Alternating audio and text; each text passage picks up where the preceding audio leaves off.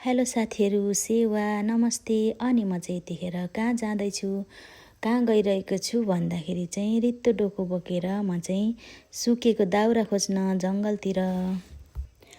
जङ्गलतिर जाँदै गर्दाखेरि चाहिँ मैले बाटोमै सुकेको दाउरा भेटेँ। अनि मैले चाहिँ त्यही दाउरालाई गिर्न थालेँ। तर मलाई चाहिँ यो दाउरा गिर्नलाई चाहिँ एकदमै समय लागिरहेको थियो, एकदमै चाम्रो थियो।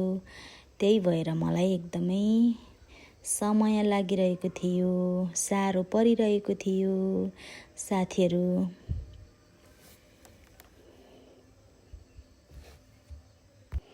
अनि फेरि मैले चाहिँ यहाँनिर ढुङ्गामाथि एउटा अङ्गेरीको रुख सुकेको भेटाएँ। अनि मैले चाहिँ यसलाई नै काटिरहेको छु, काट्दैछु। यो पनि एकदमै चाम्रो थियो, एकदमै साह्रो परिरहेको थियो।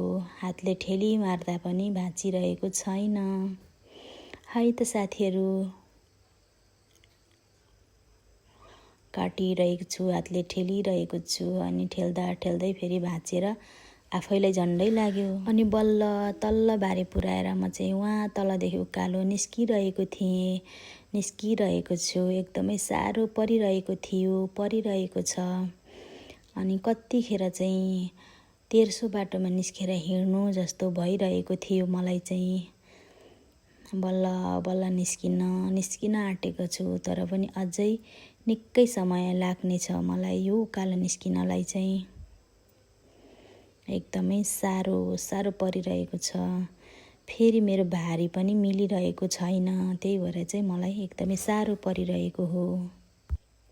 अनि बल्ल तल्लो तेर्सो बाटोमा निस्किए भनेर हिँड्दै थिएँ। तर तेर्सो बाटो चाहिँ आइपुगेकै रहेनछ, अझै बाँकी रहेछ अलिकति।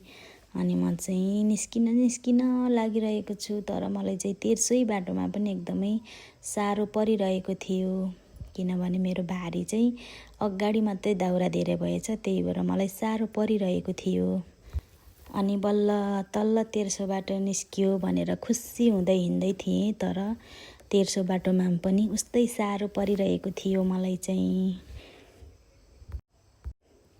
अनि म चाहिँ यतिखेर बल्ल तल्लो घर छेउमा पुगेर हिँडिरहेको छु खुसी हुँदै। तर खुसी पनि के हुनु, एकदमै साह्रो परिरहेको थियो। ल त साथीहरू, सबैजनाले अन्तिमसम्म हेरेर साथ दिनुहोला। हस्, बाइ बाइ।